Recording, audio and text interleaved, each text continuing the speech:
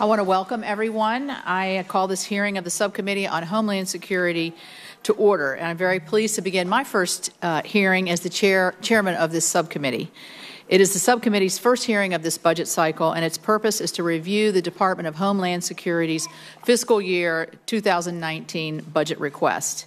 We thank the Secretary Kirstjen Nielsen of Homeland Security for agreeing to appear before our subcommittee. Secretary Nielsen is appearing before our subcommittee for her first time, and we look forward to hearing her insight. I'm also extremely pleased to be joined by our subcommittee's ranking member, Senator Jon Tester from Montana. We look forward to working together. We were just talking about that through the fiscal year 2019 process. I'm also very pleased that the Vice Chair of the Full Appropriations Committee, Senator Patrick Leahy from Vermont, is here with us today. So thank you. As the highest-ranking official at the Department of Homeland Security, Secretary Nielsen has one of the most challenging jobs in government. Her department and its nearly 250,000 employees carry out a broad set of missions that spans the entire globe. They work to combat terrorism, manage who and what passes through our air, land, and sea borders, secure civilian cyberspace, prepare for and respond to disasters, and protect countless other national security interests.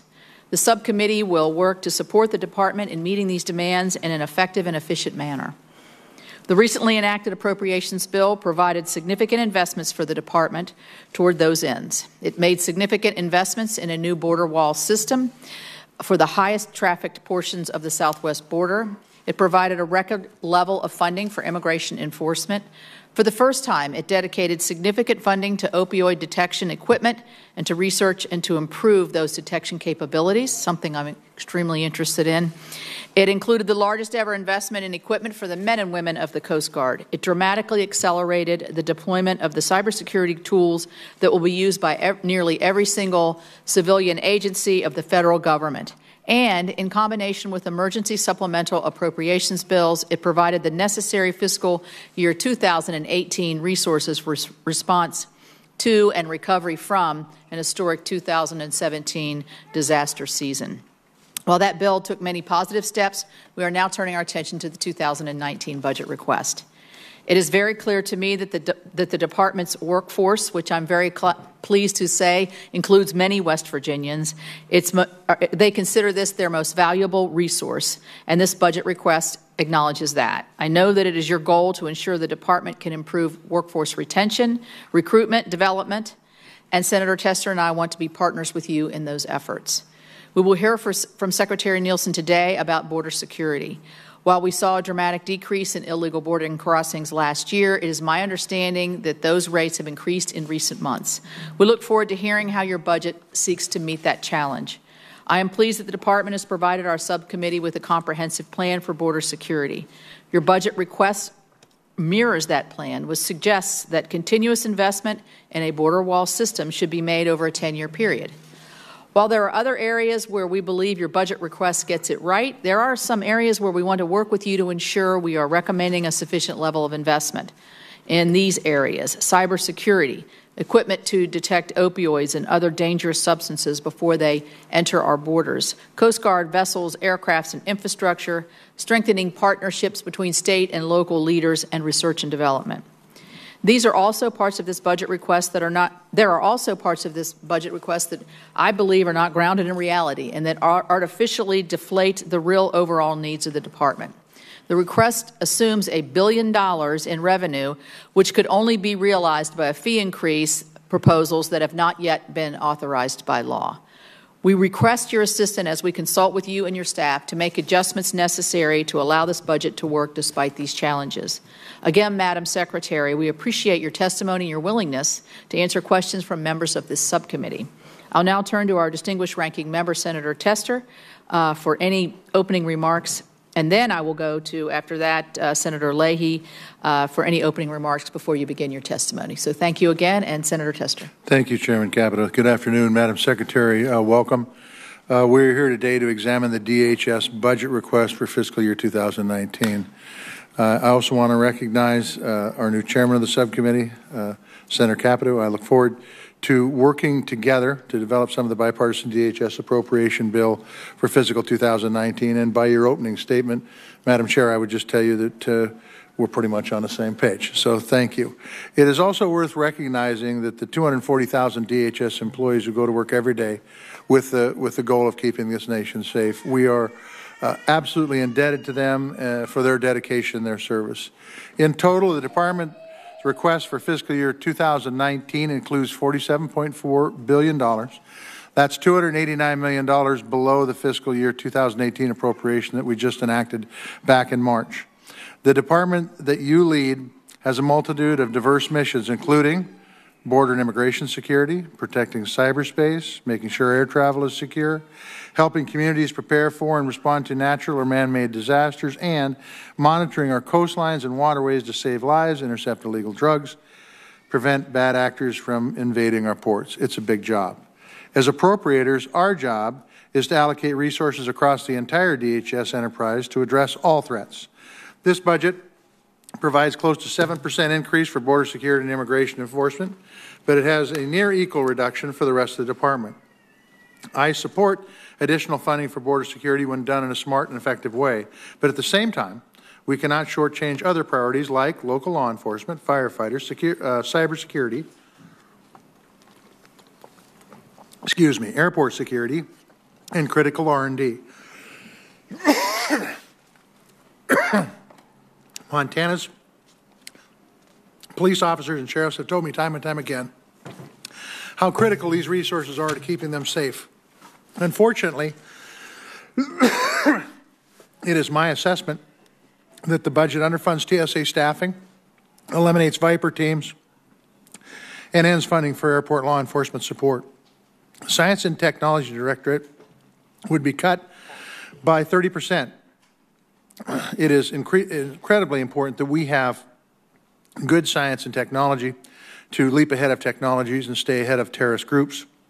There is no additional or dedicated funding request to help states secure their election systems, even though at least 21 states were targeted by Russian hackers in the last election. This is a big deal for a democracy.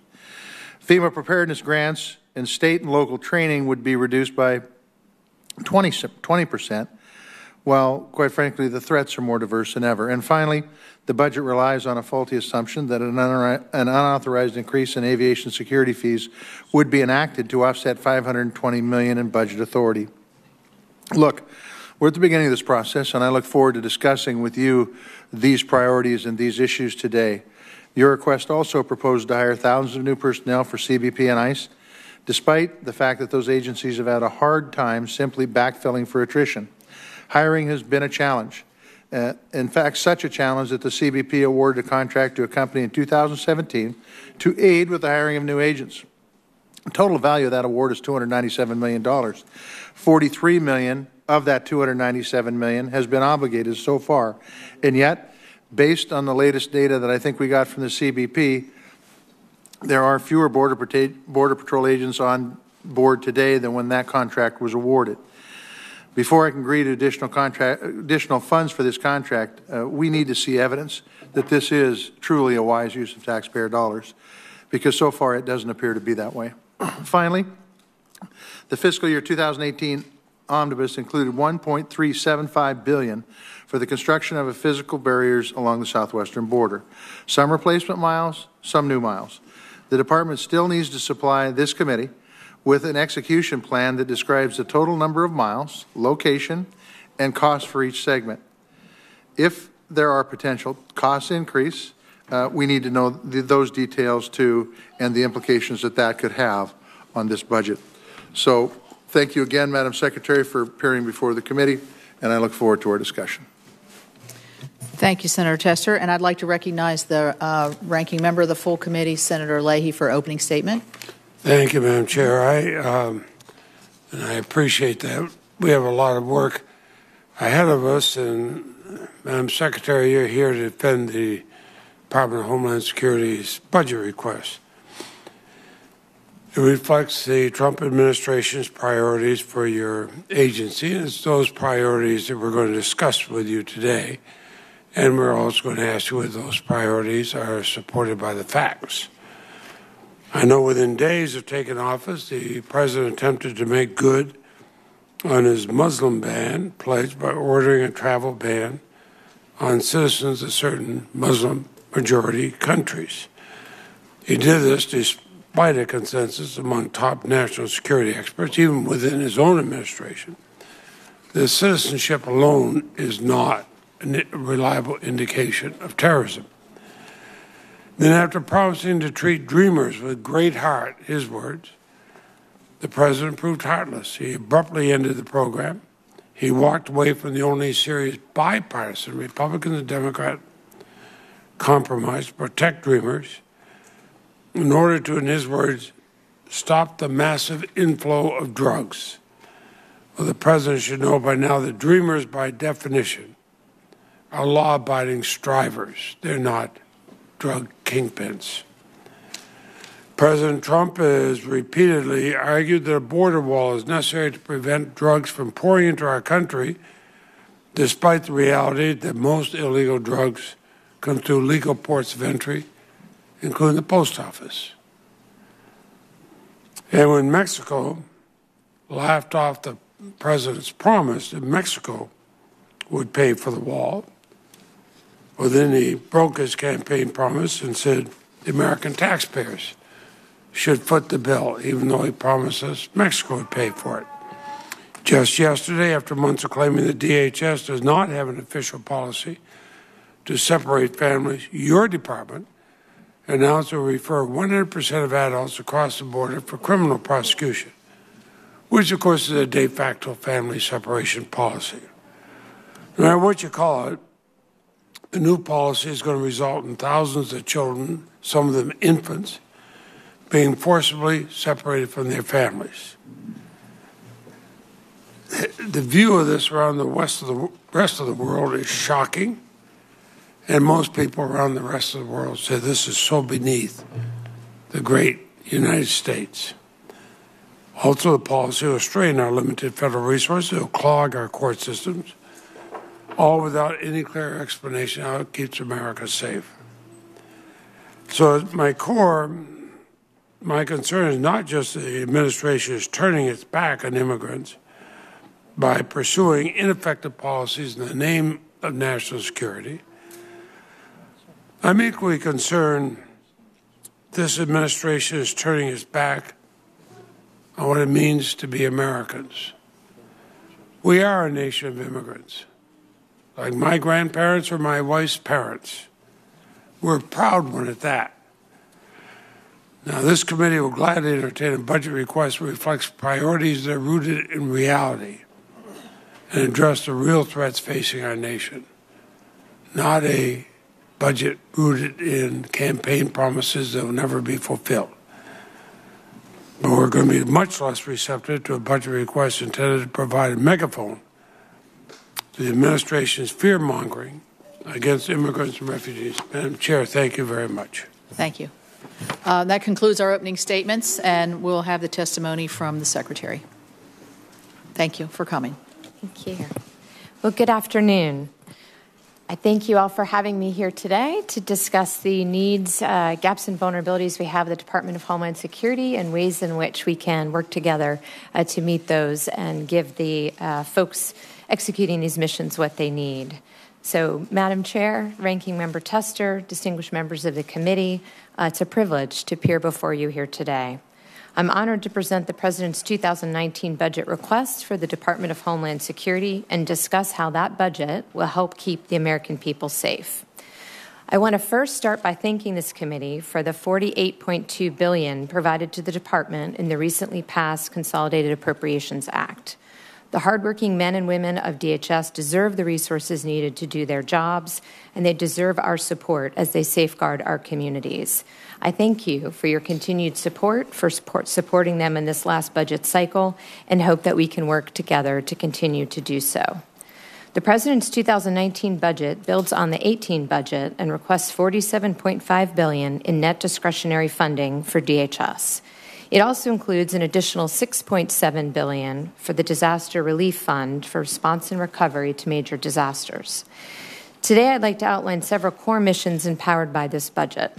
securing and managing our borders and enforcing our immigration laws, protecting our nation from terrorism and countering threats, preserving and upholding the nation's prosperity and economic security, securing cyberspace and critical infrastructure, and strengthening Homeland Security preparedness and achieving resilience. Within all of these missions, we are aiming to put our employees first and empower our frontline defenders to do their jobs. This will help mature the department and, more importantly, help us better secure the homeland. I want to spend the bulk of my time this afternoon focusing on border security and the enforcement of our immigration laws. We are preparing to release our Northern Border Strategy soon, which I know members of this committee will take an interest in reviewing. I look forward to speaking with you in greater detail on your thoughts and perspectives. I also look forward to working with you on that and keeping an open dialogue on what needs to be done to further enhance security on our northern frontier. On the southwest border, which gets more attention these days, we have made vast improvements over the past 15 months, but make no mistake, we do face a crisis. We continue to see unacceptable levels of illegal drugs, dangerous gangs, criminal activity, and illegal aliens flow across our southern border. The current statistics for last month are simply sobering. Overall, the number of illegal aliens encountered at the border more than tripled when compared to the same time last year. For the second month in a row, we have seen more than 50,000 illegal aliens enter our country. We've been apprehending these crossers with historic efficiency, but illicit smuggling groups understand that our ability to actually remove those who come here illegally does not keep pace, so they continue to come back. For example, just the other week, our agents received a tip about a suspected smuggler in McAllen, Texas. When they searched his residence, they found not only a firearm and ammunition, but also 70 people in a so-called stash house, all illegally in the United States. The man himself had 4 removal orders and had been convicted of illegal entry 5 times. That's what we're up against. Fortunately, the President's budget would invest in new border wall construction, technology, and infrastructure to stop illegal activity. The proposed budget would also allow us to recruit, hire, and train additional U.S. Border Patrol agents, additional U.S. Immigration and Customs Enforcement officers, and additional support personnel to help carry out these critical missions. As we seek more funding for our border wall system, our people, and the assets we need, I will press forward with tough border security actions and enforcement to the fullest extent of the law. My message to smugglers, traffickers, and criminals is clear. If you try to enter our country without authorization, you have broken the law. The Attorney General has declared that we will have zero tolerance for all illegal border crossings, and I stand by that. We are a country of laws. It is our policy that anyone crossing the border illegally will be detained and referred for prosecution. We will no longer exempt classes or groups of individuals from prosecution, and if they file a fraudulent asylum claim or assist others in doing so, they will also be referred for prosecution, convicted, and removed from the United States. But our zero-tolerance policy and more funding for border security will only get us partway there. We urgently need Congress to pass legislation to close legal loopholes that are being exploited to gain entry into our country. Apprehensions without the ability to remove those who have no legal right to be here is not border security. The smugglers know these loopholes, and they are taking advantage of us every single day. They know it's easier to get released into America if they claim asylum, if they're part of a family, or if they are unaccompanied children. So it should come as no surprise that we are seeking a spike in all of these categories. Word is getting out. Asylum claims are up 200% in the last 5 years.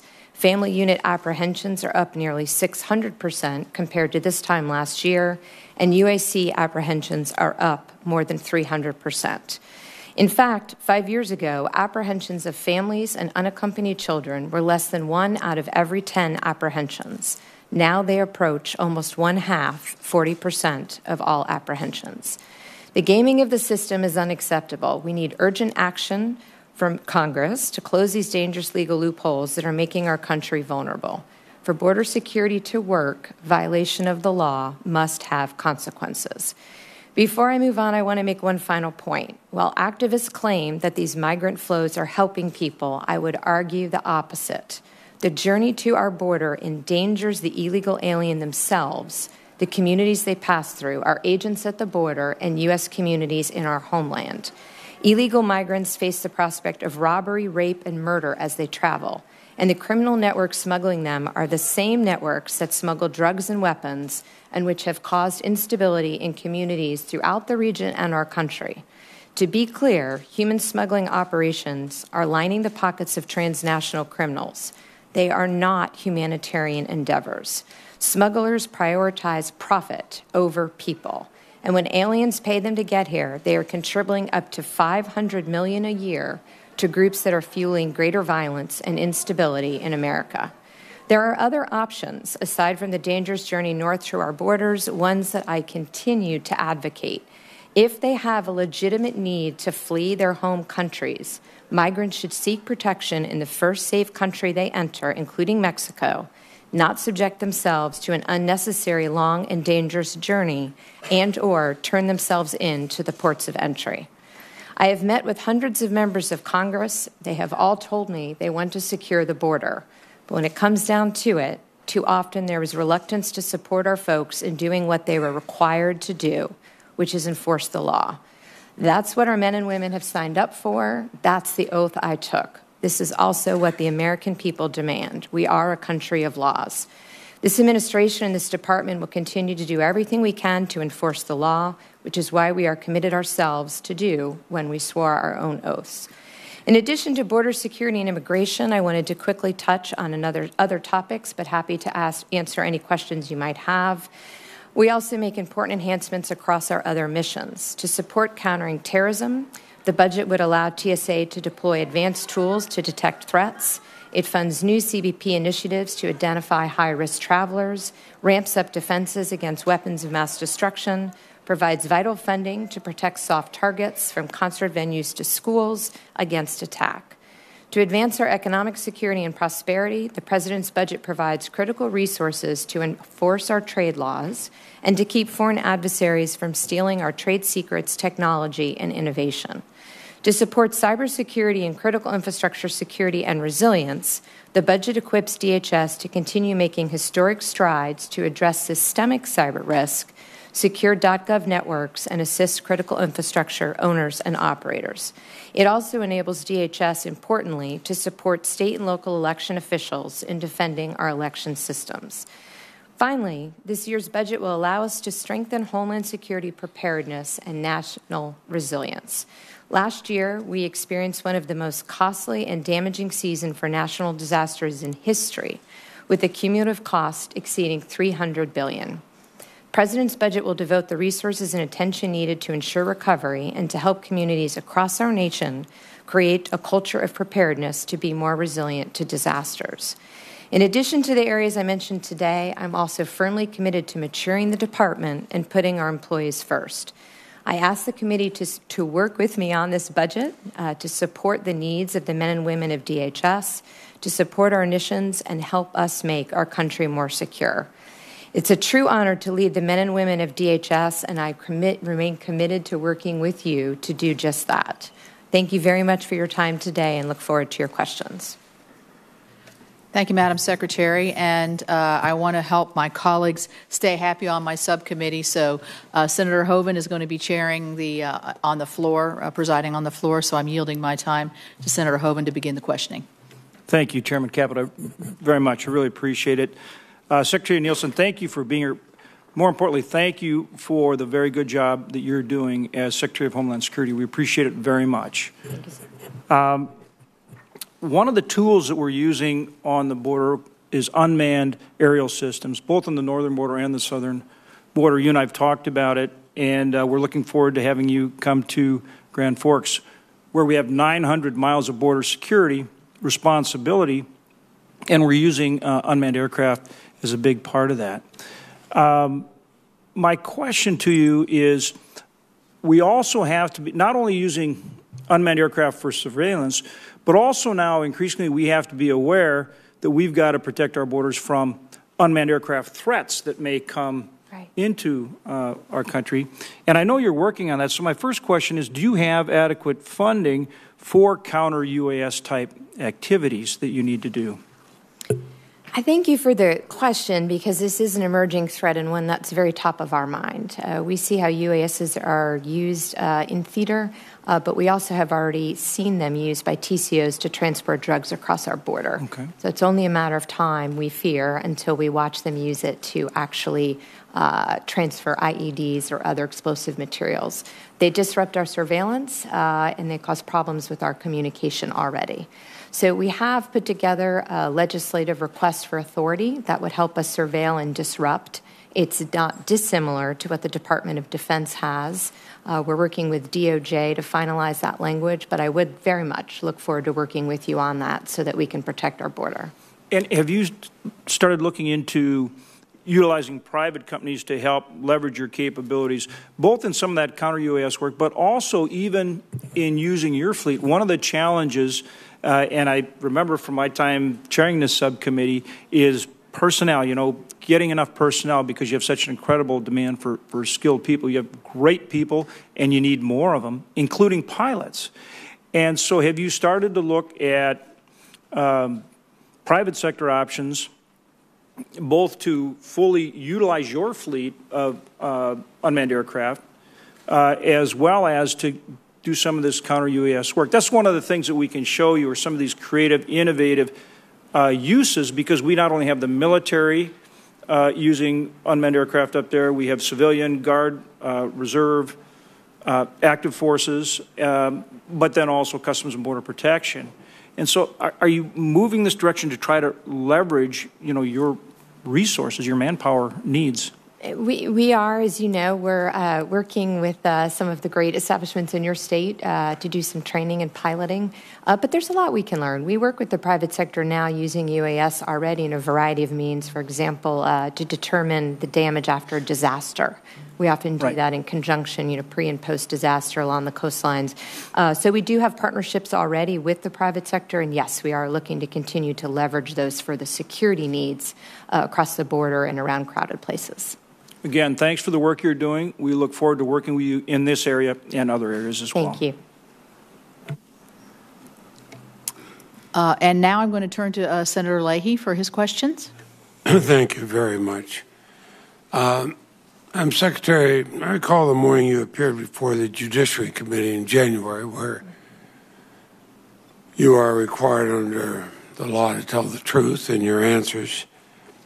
You released, the morning you appeared, you released a report claiming that 73% of individuals convicted of international terrorism charges since 9/11, or 402 in total, were foreign-born. I asked you questions about that report. You couldn't answer them. You testified, again, under your requirement of telling the truth. Did you get back to me? You haven't. I've had a number of inquiries to you. It's been 4 months, even though you stated you would get back to me. So let me try again. The report was released pursuant to the President's travel ban. How many of the 402 individuals listed in the report were citizens from countries included in the travel ban? Easy question. Go ahead. Sir, I continue to commit to get back to you with the information. The challenge. Oh, come on. It's been months and months and months. And you were relying in the travel ban based on the president's statement. He must have had something to back it up with. You had to have something to back it up because you said it. Now, you said it, and that's what the country has to follow. So tell me, how many of the 402? So there's two issues here. One is the information that we have from our partners in the interagency, and I thank you for your detailed letter in February. We are looking to make sure that we respond fully, but some of the information is not DHS information. So you do have my commitment. But you used it as your information. The president used it as his information. Are you telling me these numbers are just sort of made up out of whole cloth, and then we'll just stall the Congress if they ask us where it comes from? No, sir, I'm not. The second point I was going to make is the two are somewhat disaggregated.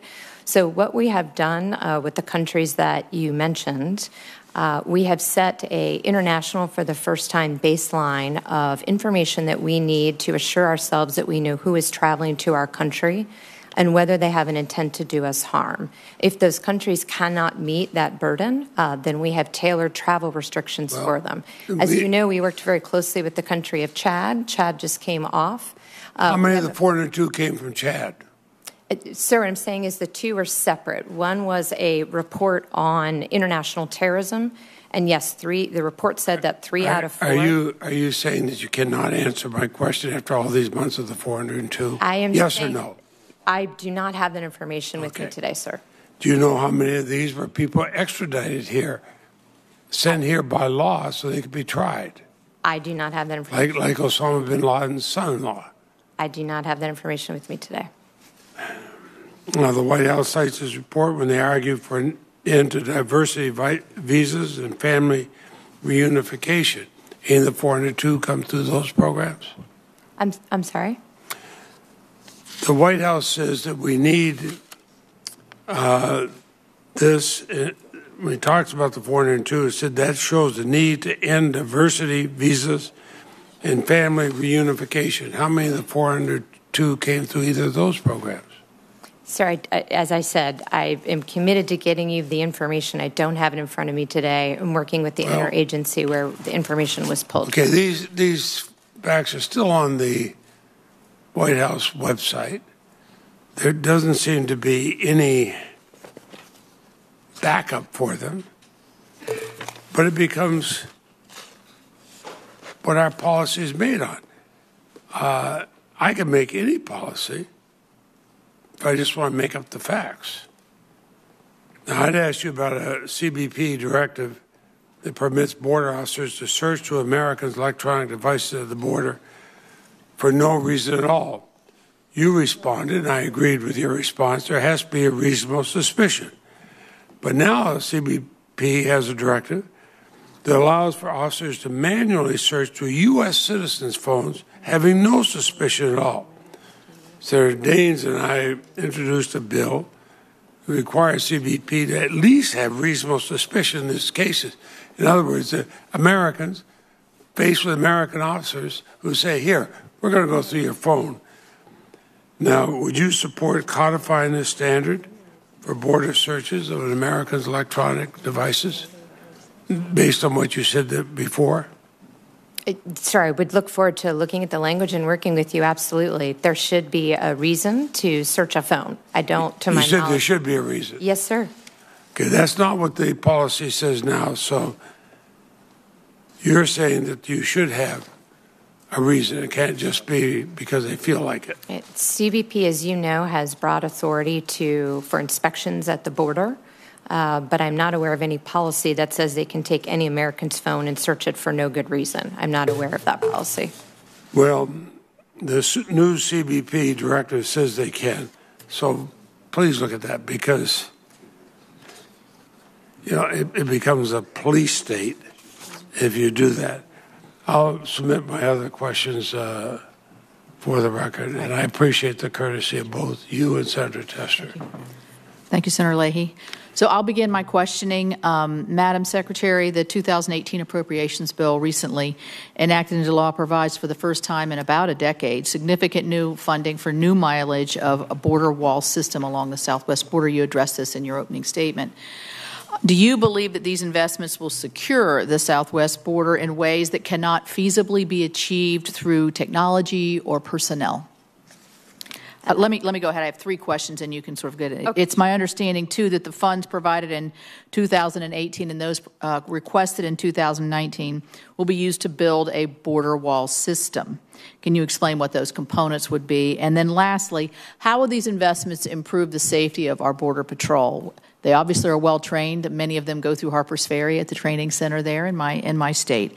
So how will this more effectively secure their own security? So those are my 3 questions about the border wall. Sure. Thank you for combining them. It's easier to answer. So for the wall system, as you know, the wall system is a combination of personnel, technology, and infrastructure. What we're attempting to do with what we call the wall system is reach operational control of the border.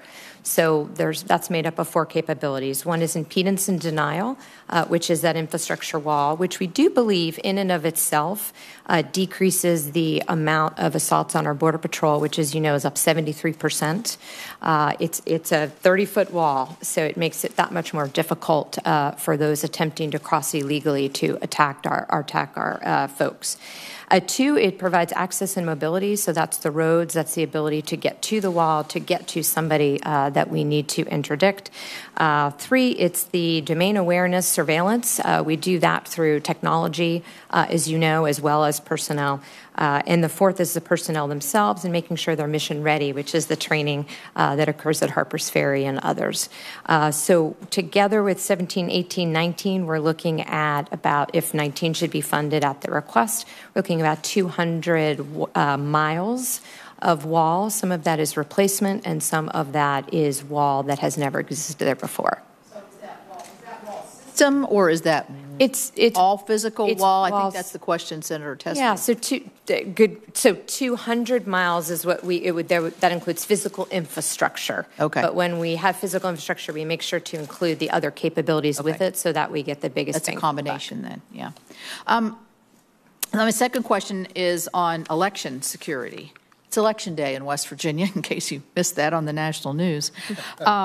And obviously we saw during the last election some of the difficulties that we had in terms of some cybersecurity and cyber hacking and all of the things that known and unknown to some of us already. I'm not sure we know what all happened in 2016. So on a scale of 1 to 10, where would you rate the United States in relation to other nation states in terms of our overall cybersecurity posture in elections? And the other thing I'm wondering is what kind of lessons learned your department has learned. I know you've been working with the Election Assistance Commission, which we just funded. That was my last subcommittee. I think it was $340 million for this in the 2018 budget, or 2018 bill that we passed. But how you're working with states to make sure that their election infrastructure is safe and that for the 2018 election, we're going to have the assurances that our elections are much safer than we found out they were in 2016. So there's two things that are top of mind for me as part of this conversation. One is helping state and locals secure the election infrastructure itself.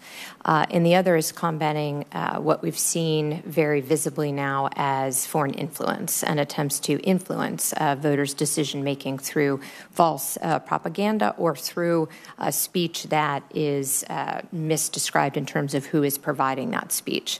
On the former, DHS has lead. Compared to other countries, I would say that we are pushing the bubble. We actually have provided threat indicators, for example, to France for their election. We also have seen in other countries physical attacks on election places, such as in Libya, over the last couple weeks. So the part that DHS does, I believe that we are above. We're actually helping other countries. We talked about it at the G7 a couple weeks ago when I represented the United States as security minister. In terms of what we are doing, we need to do more. We're working hand in glove with the Election Assistance Commission, as you mentioned, as well as state and local officials. I also, in the weeks to come, will be hosting a meeting on the Hill and ask for as many members who have time to attend so that I can explain to you not only what we're doing, but how we can further help our state and local partners. There's a lot of best practices we've learned. Redundancy is always top of mind. We either need paper ballots or a way to audit, but there are some things that we can encourage our state and locals to do. For example, every state has the opportunity for provisional ballot, but some do not give a provisional ballot if you show up at a voting place and you are not on the voter roll. So if you look at the system and everywhere in which it could be compromised, there is a lot more that we need to do to work with the state and locals. Well, thank you. I would like to say, since I voted early in my state, we did change the local voting system where we were, and we've got a touch screen, but it does have the paper backup to it, so I felt very secure there and was pleased to cast my vote. So I'll go to the ranking member, and Senator Murray. Thank you very much, and thank you, Senator Tester, for yielding. Madam Secretary, thank you for being here. I just have to say I am really disappointed in this administration's treatment of our immigrants and religious minorities and many others. I can't say I'm shocked. I listened to President Trump's rhetoric during the campaign, but I am disappointed, and I'm going to keep standing with these families across our country to fight back, whether we're talking about dreamers who've come out of the shadows to participate in the DACA program, or whether we're talking about TPS recipients who've been part of our communities for decades.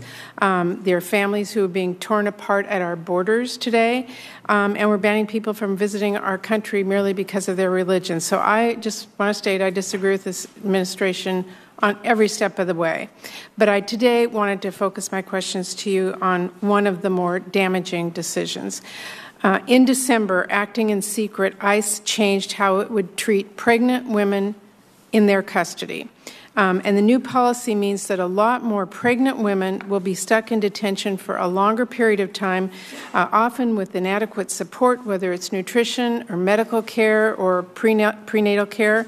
And in response to that, the American Academy of Pediatricians, the American College of Obstetricians and Gynecologists, and the American Academy of Family Physicians wrote to you saying that detention, quote, puts the health of women and adolescents and their pregnancies at great risk. And they go on to explain something that should be obvious. Detention facilities do not offer the level of care that pregnant women need. Now, on top of the real consequences to these pregnant women, for months the departments didn't even tell Congress about this inhumane and dramatic policy change. And when this new policy change was finally posted on your website, the question and answer page included a question stating, and I quote, "Isn't detaining pregnant women a human rights abuse?" Well, your question and answer page raised the question, and I think the answer is pretty clear.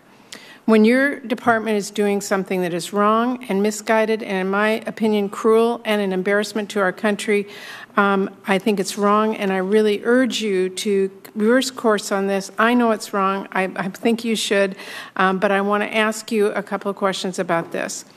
Can you truthfully tell us that detention facilities offer the same level of care to pregnant women as a hospital or other medical facility that's designed to care for pregnant women? What I can tell you is we screen every female, for pregnancy from ages 18 to 56 when we encounter them. We provide them prenatal care. We provide them separate housing. We provide them specialists. We will take them to appointments if they need to go somewhere else. We provide them counseling, and we provide them religious. Okay, but they are in detention facilities. Do you know how many pregnant women are detained today? I don't know how many, no ma'am, but I will say the reason they're detained is because they illegally crossed our border. Okay, if they went to a port of entry, that would not be a crime. So I would like to encourage those who are pregnant. Let me just tell you, I'm short on time. I have another question, but I will tell you, you're just trying to discourage pregnant women. They don't come here because they're pregnant. No, I'm trying to encourage them from breaking the law. If they go to a port of entry, they have not broken the law. They can make their asylum claim. But to put them in a detention center that is inhumane. They broke the law. Yes, ma'am. We do not exempt classes. We enforce the law. Inhumanely and cruelly. Well, I will tell you, actually, they are given not only adequate care in facilities. You and I will disagree on that point. But it is much better care than when they're living in the shadows and they're not provided any care after entering our country illegally. We obviously disagree. And let me just ask you another question, because this committee gets a lot of requests for additional funds to reprogram our funds or transfer funds due to overspending and a lack of fiscal discipline in your department. As you know, Congress, not this administration, sets your budget, and you have to live within the means that we give to you. And to me, far too frequently, it seems a big part of DHS overspending is caused by ICE unnecessarily detaining people, like we talked about, pregnant women. As you know, detention is really expensive. Every year, each year ICE detains someone. It costs taxpayers over $50,000. For comparison, by the way, that's 4 times the amount the federal government spends on each child in our public schools. So what this means is that taxpayers are now footing the bill for food, medical care, clothing, and the expensive prison contracts that ICE is using for detention, like the facility that's in my home state. To me, that's really inexpensible because there are less expensive and more effective alternatives to detention. And in fact, according to your own budget, to use one of the alternatives to detention costs less than $1,500 per year, compared to that $50,000. So while you're asking for billions of dollars in additional funds to build the unnecessary border wall, hire more ICE and Border Patrol, expand detention, militarize the border, you're asking to cut funding for alternatives to detention in your budget. So why is the department not asking us to expand the use of alternatives to detention in order to save taxpayer money? We are looking to do both. So as you know, one of the alternatives to detention is a ankle bracelet. We do utilize those in situations where appropriate.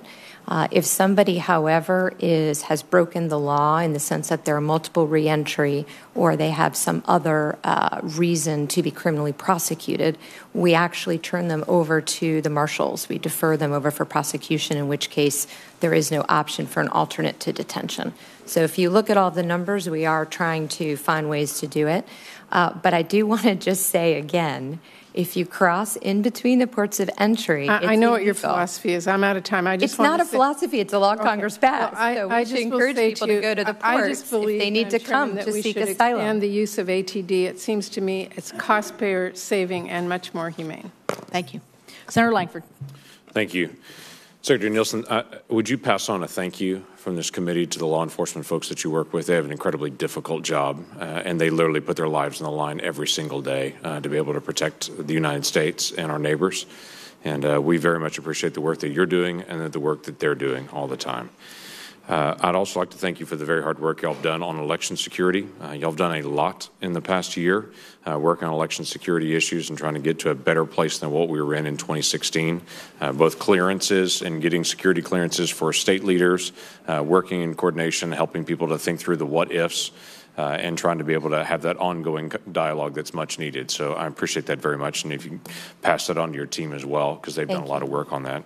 Let me ask some specific appropriation questions. One of them is about the dollars that were given for 2018 for wall construction, the wall system. Can you give us a progress report of what's happening? And I have a ton of questions to be able to go through. So if you can give me just a brief update on what's happening on that wall construction, the wall system for 2018.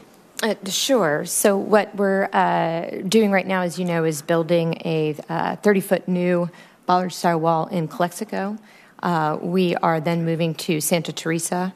After that, we will move to RGV. So we have, as you know, about 654 existing miles now, and we're, 980 we're looking at, but over the next 3 years, we'd get to that 200. So we're moving forward as expeditiously as we can. As you know, it's a complicated process with the land acquisition and working with state and locals. We work very closely with the governors, the ranchers, and others who are along the border, own the property, to understand where and when we need the wall. Okay, but that's moving expeditiously at this point? Yes, sir. Great. So $276 million has been requested for Calexico to finish up that port of entry as well.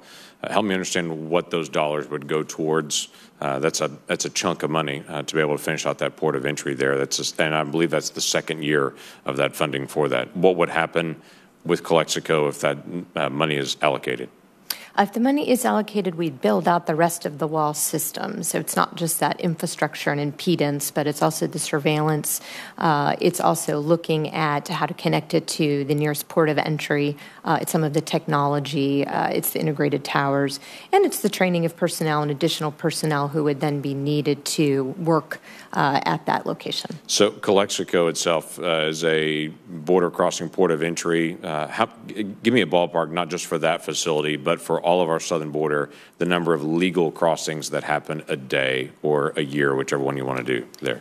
It's 360 million a year that DHS encounters, and that's northern and southern border, but of course it's mostly southern. Mostly southern. So easily estimate 500,000, one way, 500,000 people cross from Mexico into the United States every day.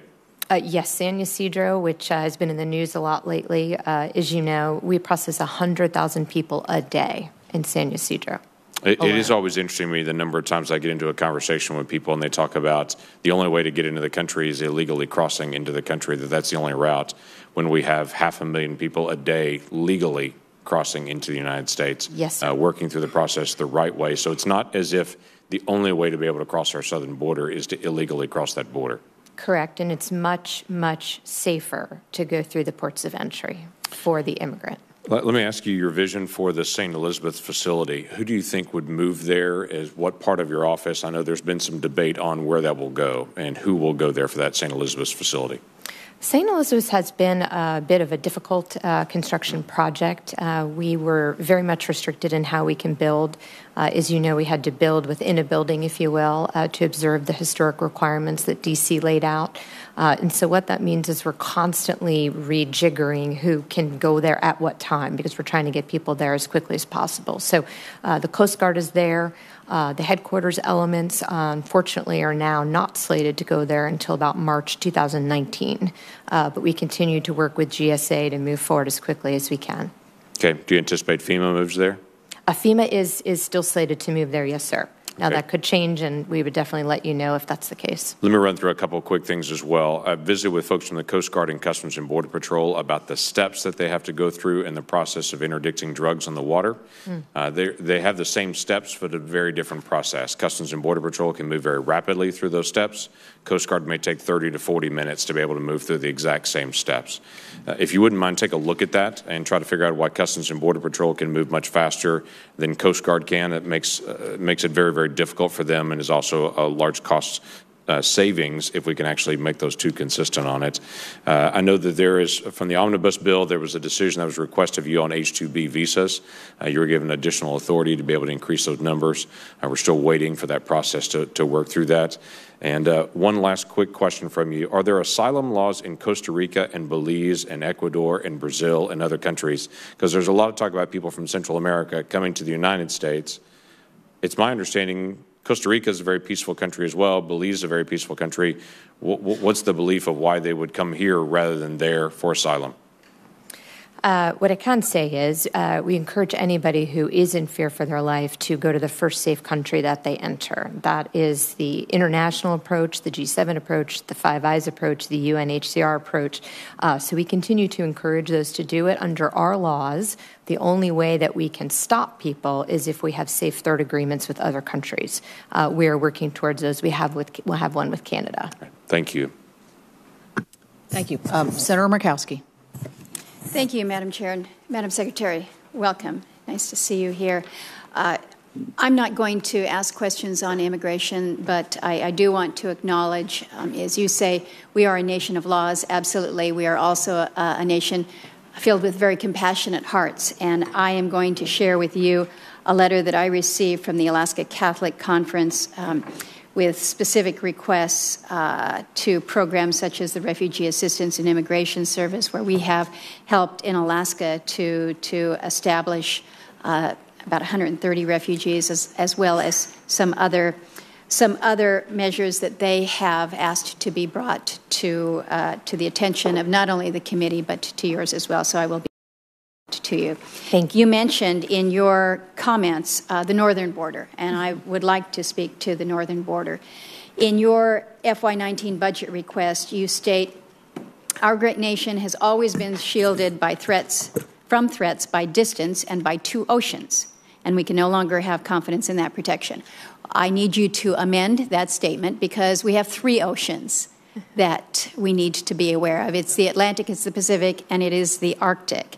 And I would argue that as an Arctic nation, in the past, that sea ice up north has really acted as that shield to provide protection for our northernmost border. But as we're seeing the rapid diminishment of the Arctic sea ice that once protected us, and then the heightened international interest that is certainly focused in the region, coming from Russia, coming from China, and other nations, we are more and more vulnerable to not only domestic but international threat. The importance of protecting our political, our economic, our energy, environmental, other interests in the region, I think need to be a priority, and yet the department's budget, in my view, doesn't reflect the Arctic as a priority. Now, having said that, thank you.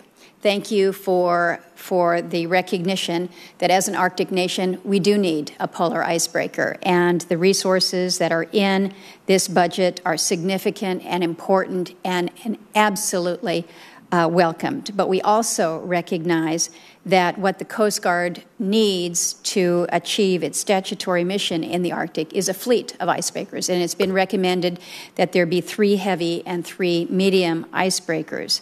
So we're making momentum. I'm not complaining about that, But I am worried that we're not setting ourselves up to do more than to address the needs for one icebreaker, something that we recognize is going to take many years to construct.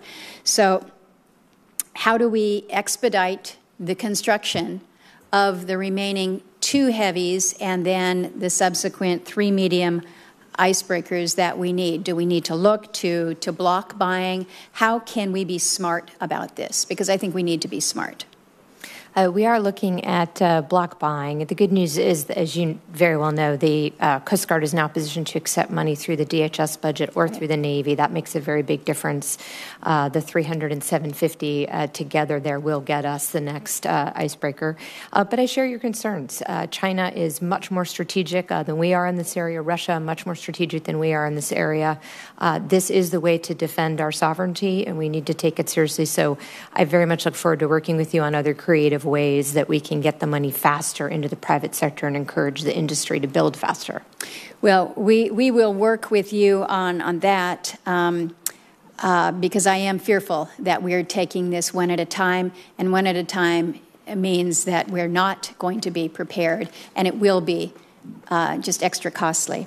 As I'm speaking about Coast Guard, we have been working hard with the Coast Guard to deal with replacing some aging assets that we have up north, and we've got new offshore patrol cutters coming our way as well as patrol boats, and that's good. But where we're lacking is the shoreside infrastructure. So need to know that we can work with you in ensuring that we're able to bring these assets online without being delayed because we haven't provided for the necessary resources for the shoreside infrastructure. So, thank you. Yes, you have my commitment. Good, thank you. And I'm moving quickly because I need to get this last one in, and Senator Langford mentioned the H-2B visas. And you have received yet another letter from the Alaska delegation on the H-2B visa situation. We are coming up against the beginning of our season. If we don't get an answer really within this next week, we are in a situation where, once again, our processors are not able to be on the ready to receive the fish when they hit. We can control lots of things. We cannot control when the fish come. So this is a priority for us, and we are asking you, urging you, politely and then forcefully, to address this very, very quickly. We can't be in the same situation that we were last year, wherein the assistance came after the fish had already come. I agree. If I could just ask in return to work with you. I've spoken with many members of Congress on this issue. Because of our appropriations cycle, as you know, it does not correspond to the seasons of the seasonality of the H-2B. So I'd just like to request formally that Congress please put the ceiling number in law. It's the only thing that is fair to these companies who are trying to plan for and understand what they will have each year. So you have me now. I will make a decision. The decision is working its way through the international or interagency process, but I can't guarantee you what the next secretary will say, and neither can the companies. So the fairest thing to do for these companies to ensure their survivability is to put the number in law, not to give it up to the discretion of a process that then has to go through the interagency. We have to write a reg. It takes a long time. So you have both my commitment to get this done as quickly as possible. I should be able to give you an update here very shortly on that. But also I would like to work with you to just get this in law so that companies know what they can do. I appreciate that, and we'll look for that very, very promptly. Thank you. Thank you, Madam Chair. Thank you. Senator Tester is being very generous here and yielding his questioning time to his friend, Senator Bozeman, now. What's happened? New chair. Very good. Well, first of all, I want to congratulate the new chair, and I know that you're going to do an outstanding job as you do in everything you sink your teeth into around here. So congratulations. You do have a very, very good partner.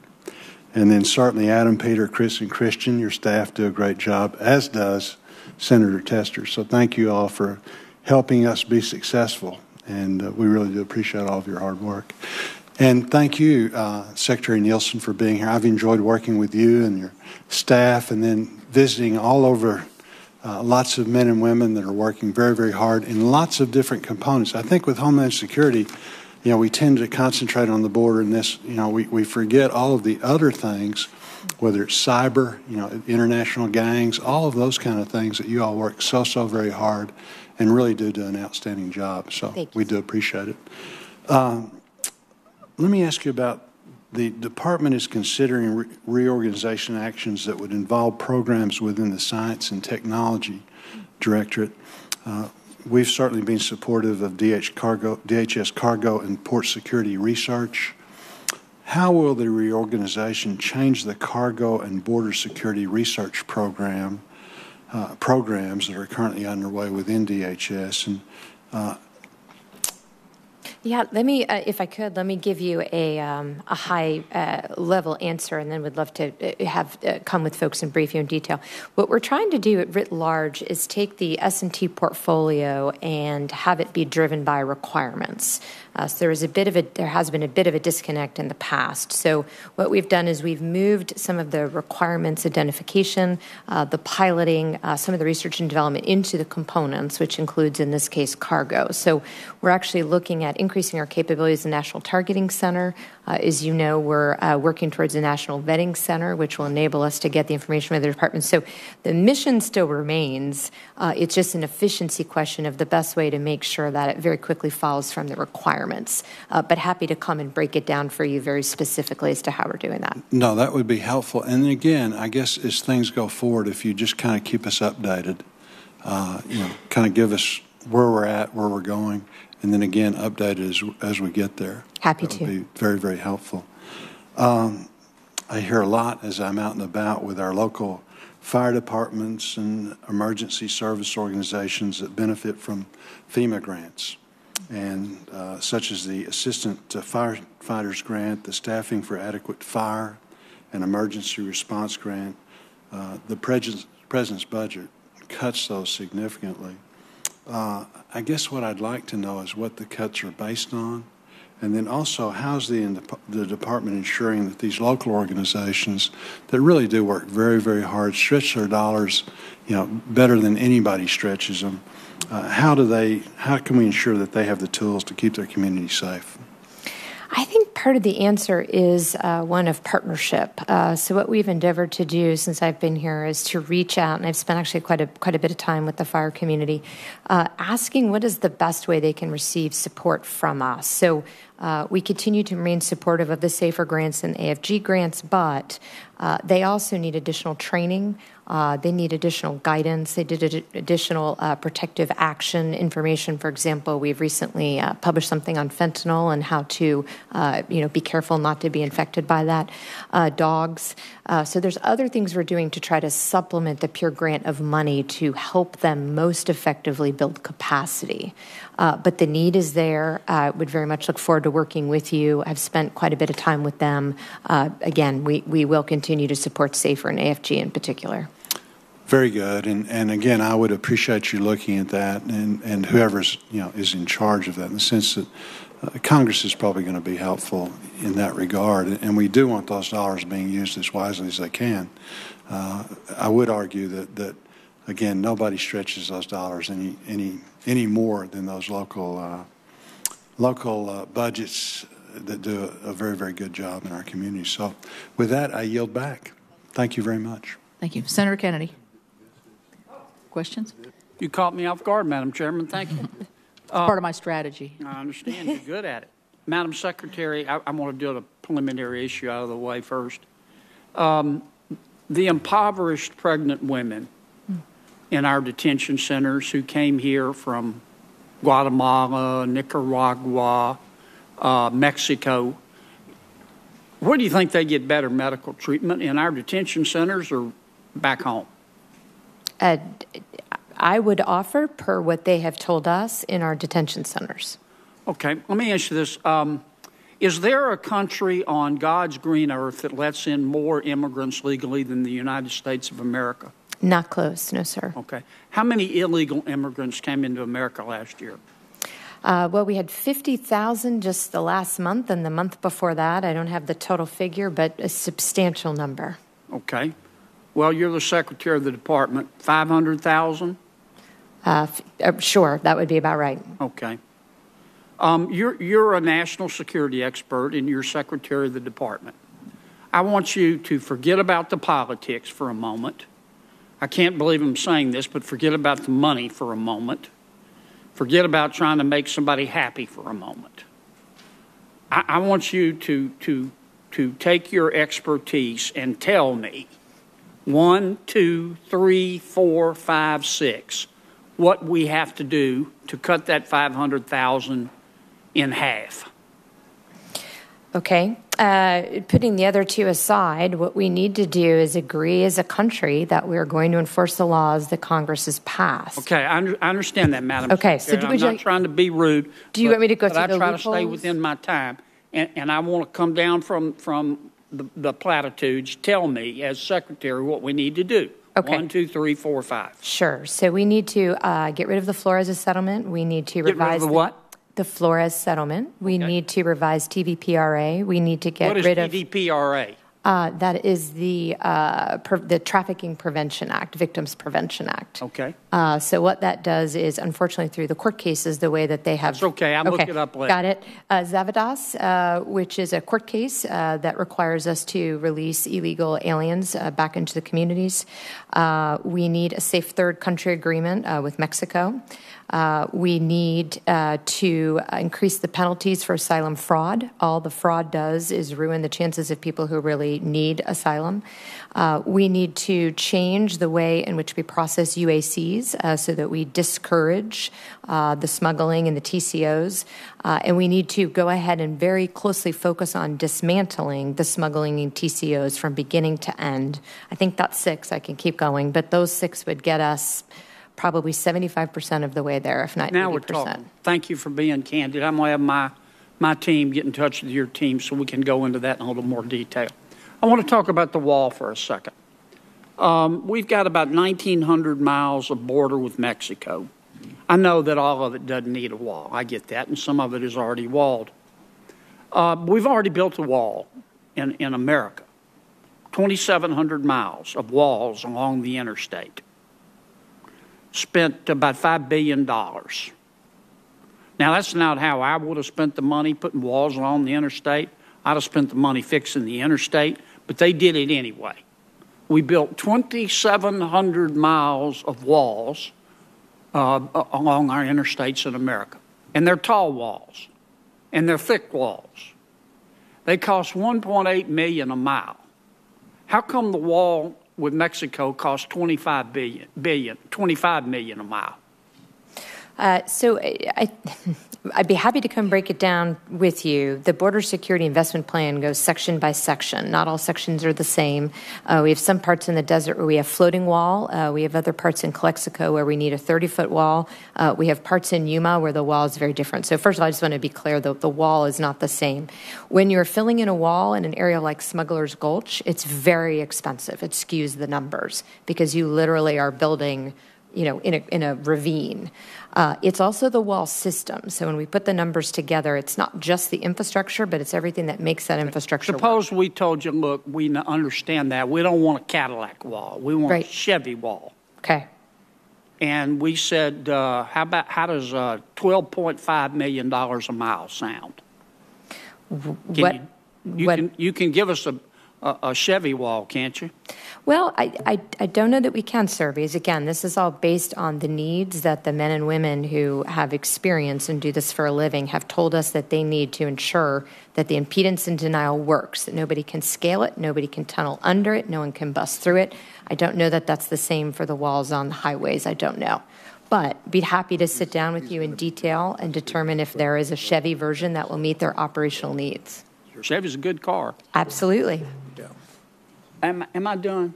I am done. I think you are. I stayed almost within my time. Thank you, Madam Secretary. Thank you, sir. Senator Tester. Yeah, thank you, Madam Chair.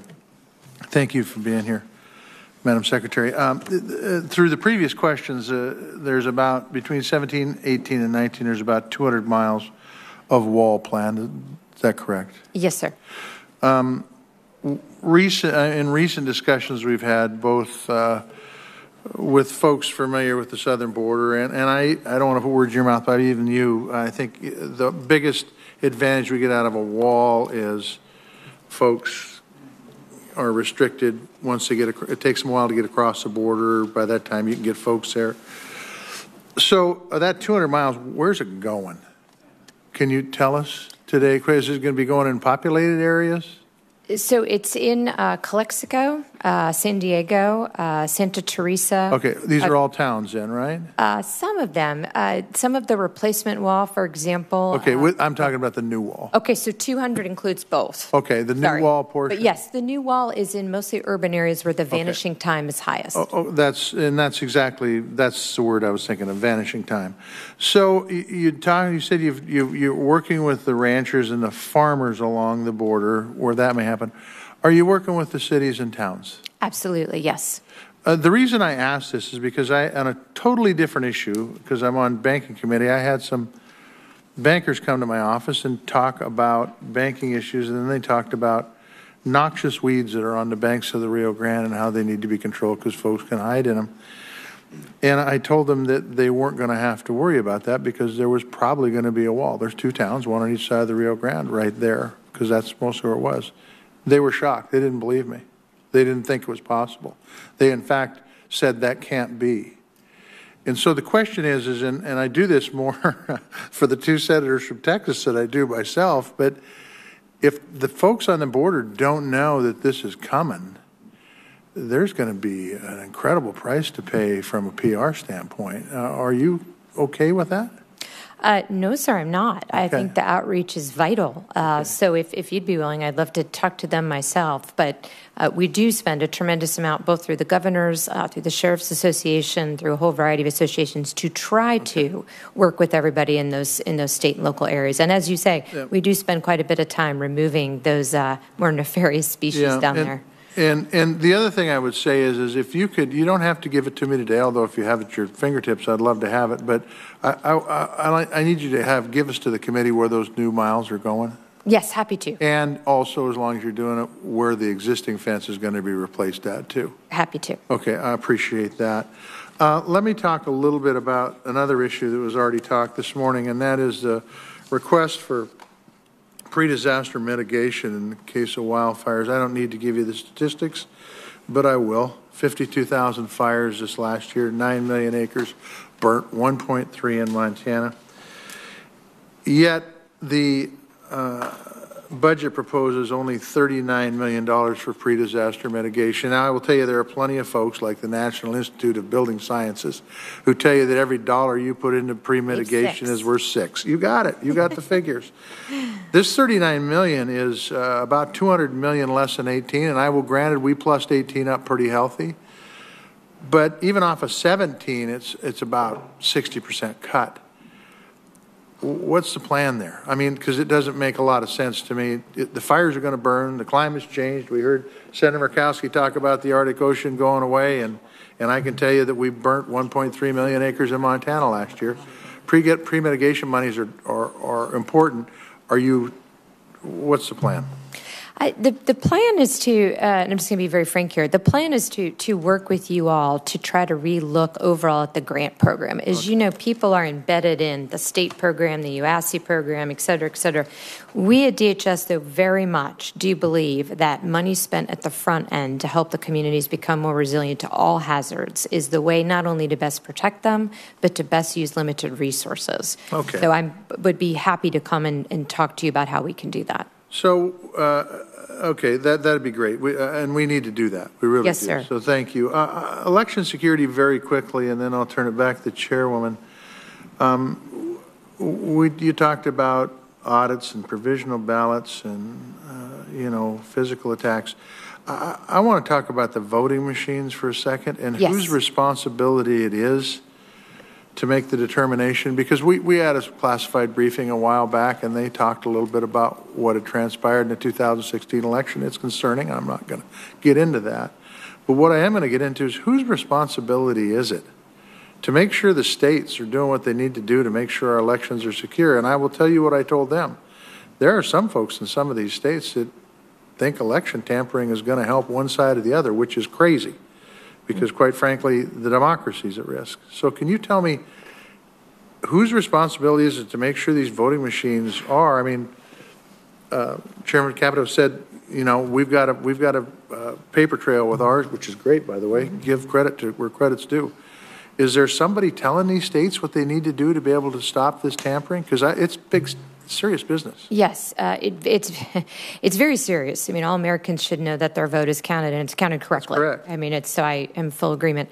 Ultimately, constitutionally, it's the responsibility of the state and locals. Having said that, DHS is pushing very forward and prioritizing any requests we get from the state to do a whole variety of things. On the voting machines themselves, we've encouraged them as best practice to unplug it. It does not need to be connected to the internet. It should not be connected to the internet.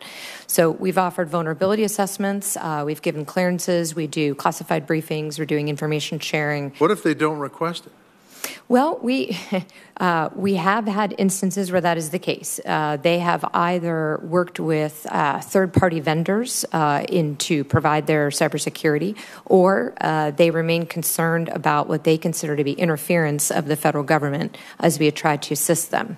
What I would like to just mention quickly is I am going to host a day on the Hill. I'd invite all members to come. I'd like to walk you through very clearly what we at DHS are doing, but to also ask you help us message to the state and local officials what they need to do to secure the election. Well, and I've got to kick it back, but I'll just tell you very quickly, I'm not absolutely sure that people know the threat that's out there, because some have tried to minimize that threat.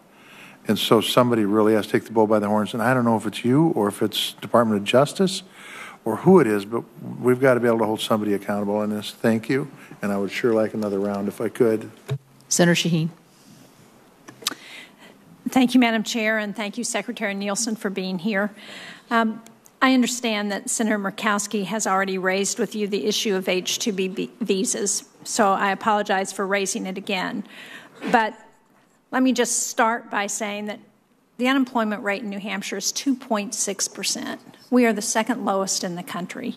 We have businesses, particularly in the agriculture sector, in the tourism sector, who cannot find workers, to the extent that last summer we had restaurants and businesses in our tourism industry who were closing an additional day a week because they couldn't find people.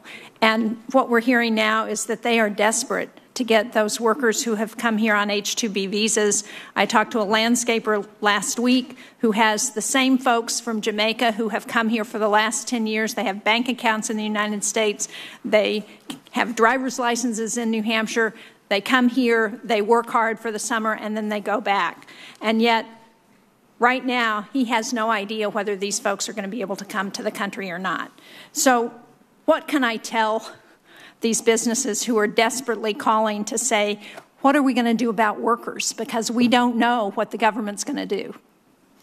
What I would say is we have to balance two things. We want to make sure that Americans who need jobs have them, but we also do not. Let me just say, in New Hampshire, that is not an issue. Okay, but if you could just let me finish, ma'am. What I was going to say was, it is not the intent of the Department of Homeland Security to administer any visa program that inadvertently puts companies out of business because we are not giving them the visas that they need. Right. So the decision should be coming out very shortly, and I'm happy to give you a call even later today to touch a bit about it further.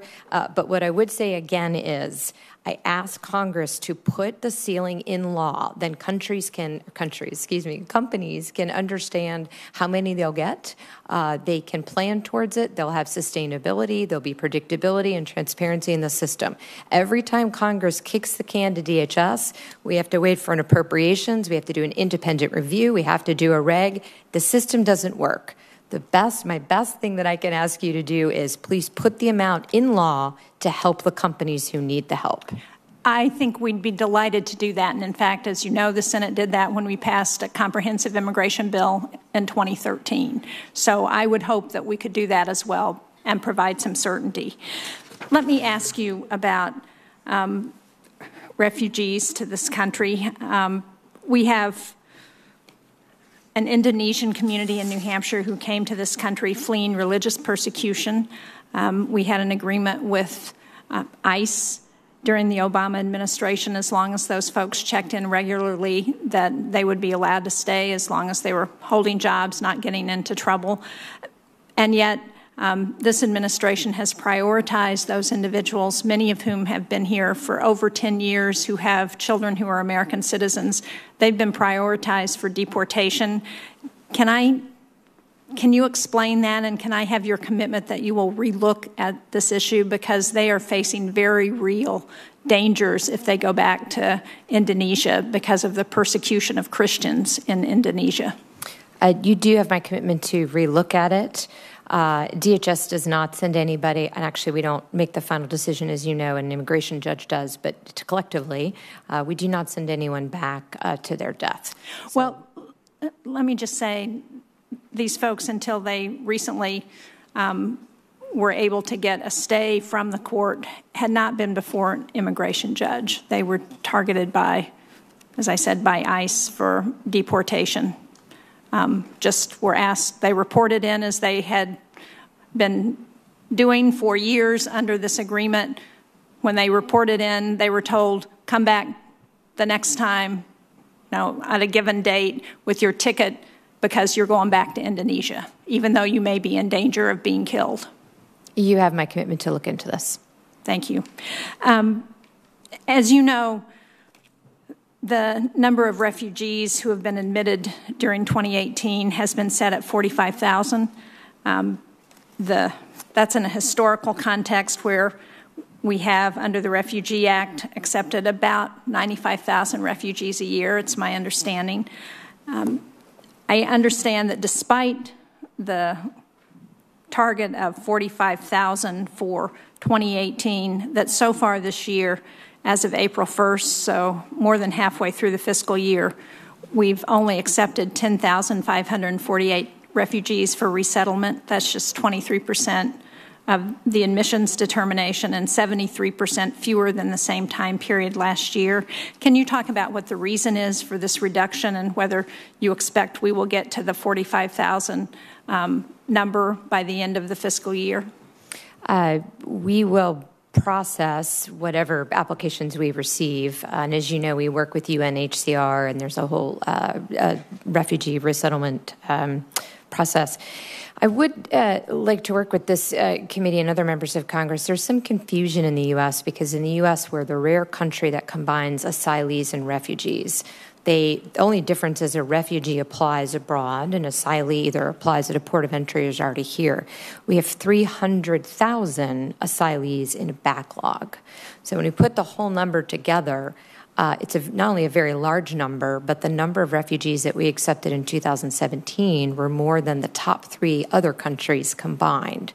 So somewhere in here is the right math and the right way to think about this, but most countries do not, they just consider it as one number, or they don't accept asylees. So we either have to decide, do we want to accept refugees that go through the formal refugee process, or do we want to accept those who are claiming asylum on our border? As you know, we've had a 1,750% increase in asylum claims in the last 5 years. So to put it in perspective, it's the same resources that look at asylees and refugees. So I would like to have a further conversation with you about how we want to work at this in a country. That would be very helpful. Madam Chair, I know that I'm out of time, but can I just ask for a clarification? So the 10,548 refugees, is that number on top of a number of asylees who have been 300,000. Have been accepted into the country? We had, I think, I will get back to you. I want to say it was about 100,000 last year. We have 300,000 currently being processed. But yes, I'll happy to get you the number. Thank you, Senator Baldwin. Thank you, Madam Chair. Secretary Nielsen, I want to follow up with you on an issue we discussed last month. According to Citizenship and Immigration Services data, as of March 31st, there were more than 9,000 pending DACA renewal applications for individuals whose deferred status and work authorization had expired. Some of them have undoubtedly faced the impossible choice between stopping work, including teachers needing to quit in the middle of an academic semester, or continuing to do so without authorization. I wanted to, again, ask you on the record, what I raised with you previously is, will those individuals seeking to renew their DACA status be penalized in that process if they have continued to work without authorization? Will they be penalized? If they have the application in, which I believe is what we discussed the last time, then we are giving them that benefit of the doubt, if you will, and we will not take any prosecutory decisions against them. So that's above and beyond what we're required to do by the court, but I do understand that, you know, there were those who have applied late in the process because of previous court decisions. So if you have an application in, we will not target you for deportation, and we will not prosecute you if you're continuing your status while you're waiting for the formal renewal.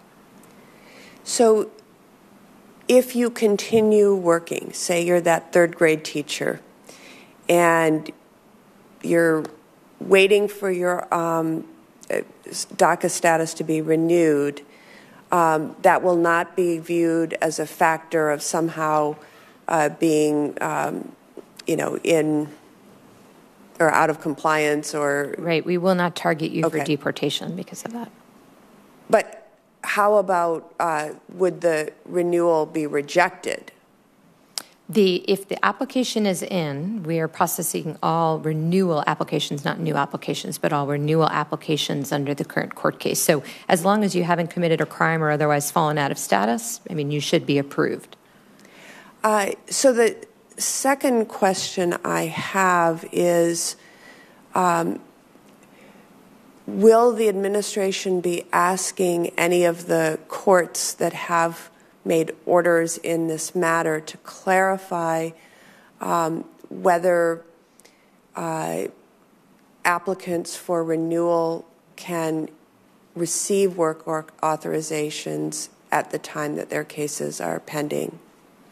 I am not aware if DOJ is asking for that specific clarification, but I'm happy to find out and get back to you. And that's not something that your department has requested? No, ma'am. Partially because we have court cases telling us to stop, court cases telling us to restart, so we're just waiting. Unfortunately, what we're doing is complying with all final judicial orders at the moment. One of them, as you know, includes that the direction that we must continue to execute the program as it was executed before September of last year. That's the most recent one? Yes, ma'am. And they didn't have any comment in that order about work authorizations? Not that I'm aware of, but I will get back to you. Please do. Yep, happy to. Last month, Senator Cassidy and I introduced legislation that gives the Food and Drug Administration more tools to prevent illicit fentanyl and other drugs from entering through our international mail facilities, including by strengthening coordination with CBP. This measure was included in a broader opioid crisis response measure that has been approved by the HELP Committee. We introduced this measure because international shipping is a major source of illicit fentanyl, particularly from China. According to a report by the U.S.-China Economic and Security Review Commission, China is the largest source of illicit fentanyl entering the U.S., with Chinese manufacturers shipping fentanyl products to small-scale distributors and criminal organizations across the United States. Do you agree that China is a major source of illicit fentanyl that enters the United States, and do you believe that more must be done to combat the shipment of illicit fentanyl from China through our international mail facilities? Yes, to all of the above. Okay, thank you. I see my time has expired. Thank you. I think I have an additional question or two, and then so we'll go a quick second round. And I thank you for your patience and for your questions. And so I'm going to go ahead and start. I want to kind of follow up on Senator Baldwin on the counter-drug efforts through DHS. Senator Shaheen and I have worked on a number of issues surrounding fentanyl, as all of us have, but our states are particularly highly affected by this. So I'm very interested, and we're going to be having a hearing in this subcommittee where we're going to be talking about the department's effort, more specifically on opioid trafficking. But if you could talk a little bit in more depth on, I know we passed the Interdict Act, we put $65 million into that, what you're doing with that, and then I know in combination of what the Coast Guard is doing, but I'm really interested more on the fentanyl coming across the border and how this is developed and how you're using the $65 million. Sure, and I thank you for your continued focus on this area. This really is one where we all have to work together, and unfortunately it just keeps getting worse. And so there's a lot more we can do. So at DHS, we work to stop it at source. We're working on international agreements. China does remain the main source without question of fentanyl, but China also has recently signed an agreement or passed a law a couple months ago to stop to the precursors fentanyl. So we're working as much as we can in the international community. In terms of stopping it at the border, we do so by land, sea, and air. The Coast Guard plays a role, CBP plays a role, ICE plays a role. We have border enforcement security teams, 58 throughout the country. They work with state and locals to combat opioid trafficking. In the mail, I'm happy to announce that in November, we have canines now at every international mail facility. Canines, as we know, when imprinted correctly, are actually the best source of detection. We also are using money that you have provided us in the omnibus for non-intrusive detection equipment. We have an additional ask in 19 that will help at the ports of entry so that we can see even smaller and smaller amounts. We also have provided guidance on a medical preventive perspective for first responders to take care. And then finally, we're also doing things through S&T. So we're about, through our Science and Technology Director, to issue a contract for a wearable fentanyl detector so that first responders can also be even more protected when they are looking at packages. Interesting. I hadn't heard that your final thought there. I'd be interested maybe when it moves forward to see a demonstration on how it works. Just last question I have is on cybersecurity. We really haven't talked about that a whole lot, but that is obviously part of our nation's critical infrastructure. And the President's FY 2019 budget called for a transfer of approximately $48 million in cybersecurity research and development to the National Protection and Programs Directorate. Without this transfer, the fiscal year 2019 request is actually a $28 million net decrease from the fiscal year. So that's concerning to us and raises a question. What is the status of the department's effort to secure federal networks, and why does the budget request propose a relatively stagnant level of funding for cyber operations? So the good news is in many of our systems and programs, they were necessarily front-loaded. In other words, the first phase and second phase of programs such as continuous diagnostic monitoring or what we call the Einstein program required a capability build on the front end. The back end is really maintenance and operation and then agreements with the departments and agencies on how to employ it and training. So actually the initial influx of cash, if you would, was required, and now we have gone down. What we're looking to do now, though, is we're looking much more at systemic risk. We're changing the way that we look at the protection of critical infrastructure. We're doing so with sector-specific agencies and owners and operators themselves so that we can understand through the interdependencies what we need to do better to fill those gaps. So it's sort of what I would say is a general evolution of the maturation of what we need to do. We do need to do more. Every day we're looking at gaps and following the threat indicators to see the patterns and then to come back to you to see what else we will need. Well, I appreciate that. I would say just in the form of a comment, it's a little when you see the threat you see today is not, and you can tell me a lot more about this, is not the threat we're going to see tomorrow. Right. So I would think that resources in an anticipatory fashion or research and development is going to be critical to be able to. So we're not just always looking at what happened and trying to fix that. We're looking ahead to prevent what that next threat could be. So I appreciate that, Senator Tester. Thank you, Madam Chair. Just real quickly, I referenced this in my opening remarks. There's a contract out there that CBP has entered into on hiring, and I want the contract. I'll just be honest with you. $43 million, supposed to hire 7,500 people. They haven't hired anybody. And by the way, if they would have hired the 7,500 people, it would have been $39,000 per person would have been the cost. It's one of those things that people go to the Senate floor and make speeches on. And I just want to know, why is this happening, and are you going to stop it? And I just don't see the positive. I mean, I see a positive for trying to get people on board. We need to do that. But this seems a bit beyond the pale. Yeah, so Senator, let me just start by, you and I have had many conversations about border security and the hiring, and I really appreciate your support always. Absolutely. And I know that you're asking the question for purposes of trying to get us the folks that we need in the most effective way possible. Yeah. The way the contract works is a sentry does not get paid until we have entry on duty, until there's an EOD. The $13,000 is meant to capture the full life cycle of hiring. So it's everything from the advertising through to the training, through the onboarding. It's CBP's case, it's the polygraph, it's the physical test. And the $297 million is for the 13,000 people to be hired? Yes, sir. As far as I believe, I'll get back if that number's wrong in my mind, but I believe so. Yes, sir. Okay. So we're happy to show you our modeling. CBP and our HR folks did quite a bit of work on what is the most effective way to do this. Yeah. And at least the figures showed that rather than hiring up our HR department to be able to have all the people we need to process this, it was more cost effective to do it by EOD. So again, they're not paid unless we actually bring somebody on board. Okay, so at that rate, it's $43,000 a person. 13,000 by 297 million. Here's the rub. You signed the contract in November. It says you've allocated 43 million. You said they get no money until they bring on the person and they're actually on board.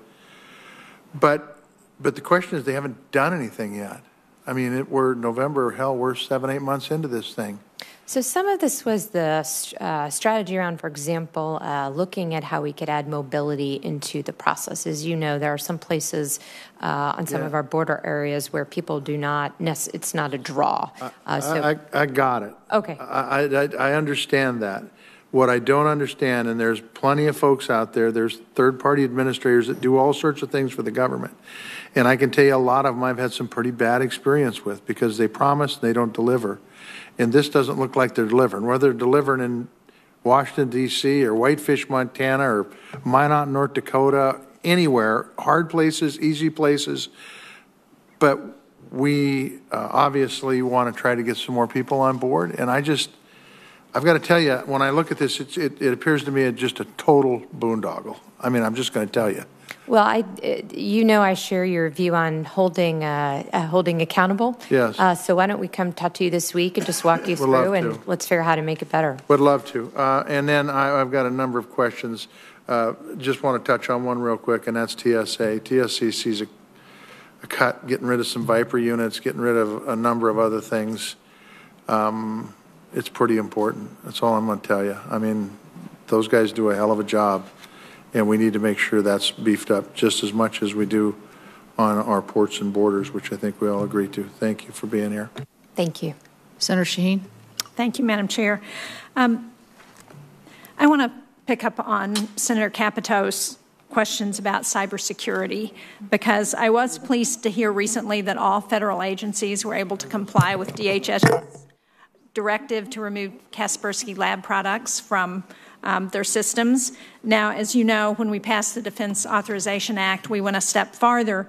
Section 1634 of that directive requires that the federal government remove Kaspersky software from third parties when they're using Kaspersky products. Can you talk about what the status is of the implementation of that piece of the directive?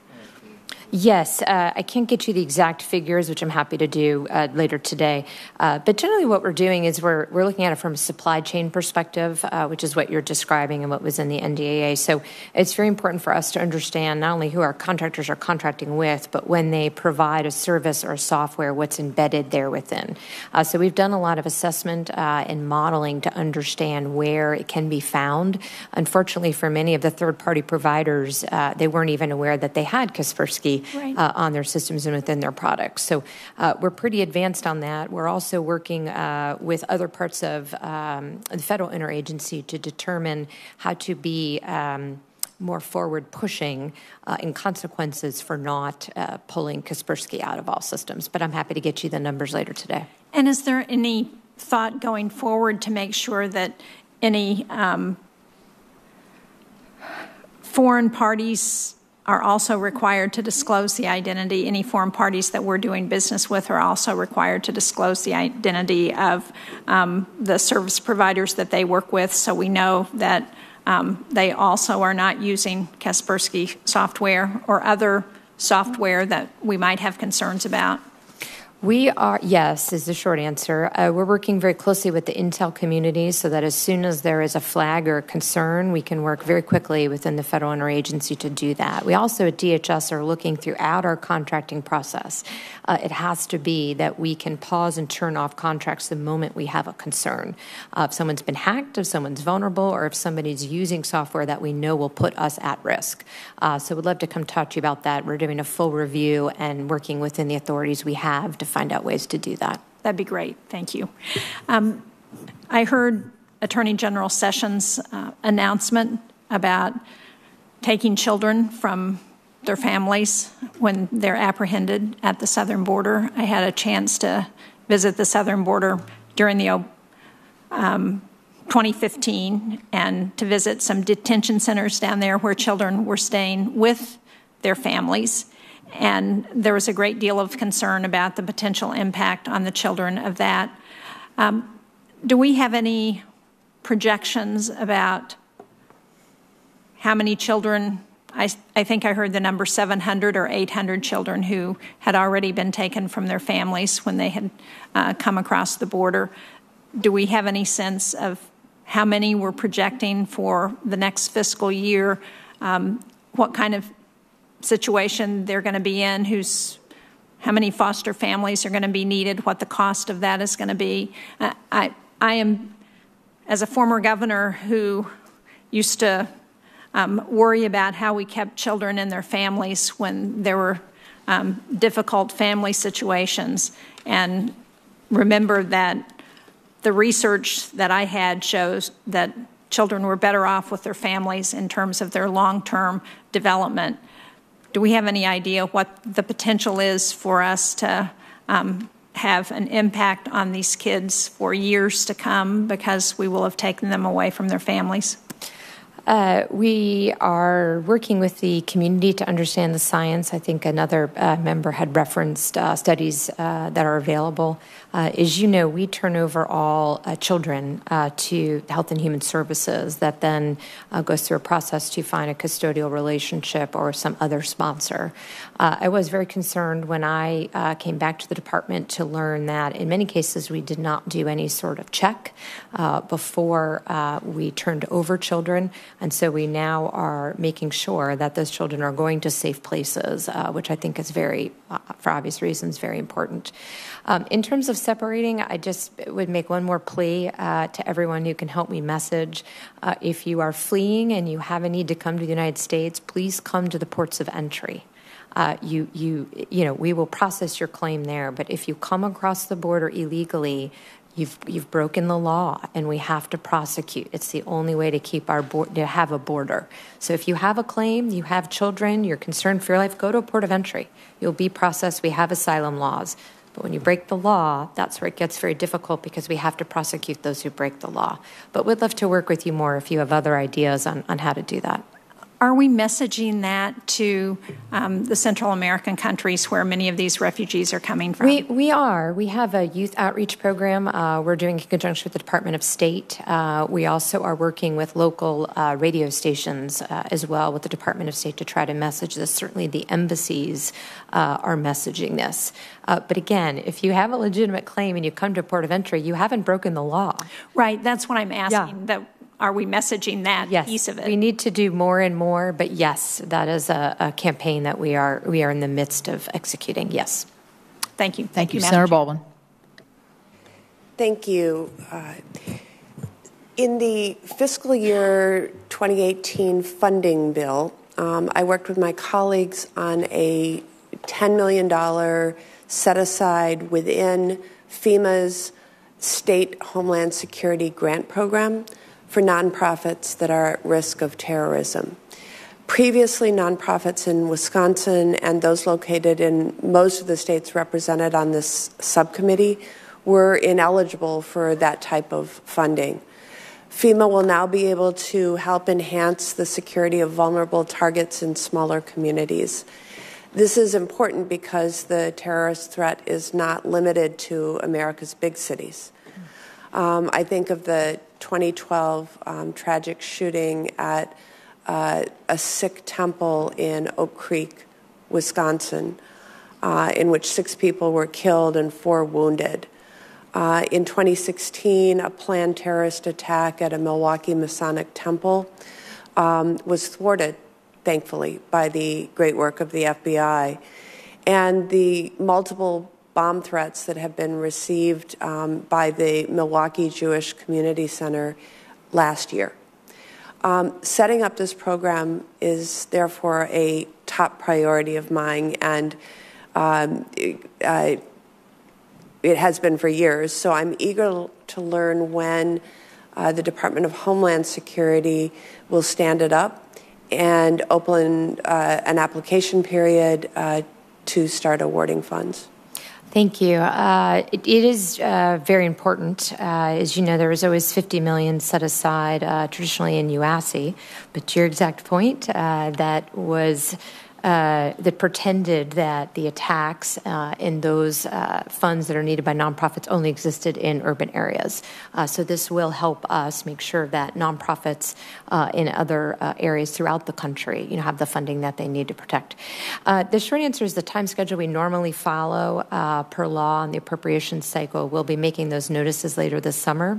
But I just received a brief and talked to my folks about it on just this past Friday. So we're happy to come and talk to you about our plans of how we will implement it and what we're looking at in terms of allocations and, going towards the date in the normal cycle of grant funding. Okay, I'll look forward to that follow-up. Thank you. Well, I see there are no further questions. This concludes today's hearing. Secretary Nielsen, we appreciate you appearing before the subcommittee and your frank and open and honest answers. The hearing record will remain open for 2 weeks from today. I think you did mention you were going to do a lot of follow-up with individual members, so that will be appreciated. Senators must submit written questions for the records. We ask that the department respond to them within a reasonable amount of time. The subcommittee will meet again. This subcommittee will meet again next Wednesday, May 16th, to more closely examine the role of the department in countering the flow of opioids and other dangerous drugs into our country. With that, the subcommittee stands in recess. Thank you. Thank you.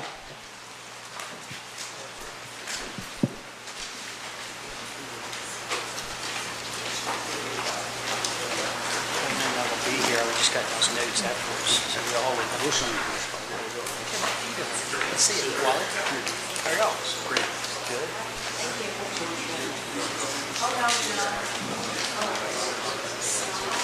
You came in twice. Yeah, you get a beer. I left to go back in. Holy crap, yeah, I saw him try to take y'all out too. I thought that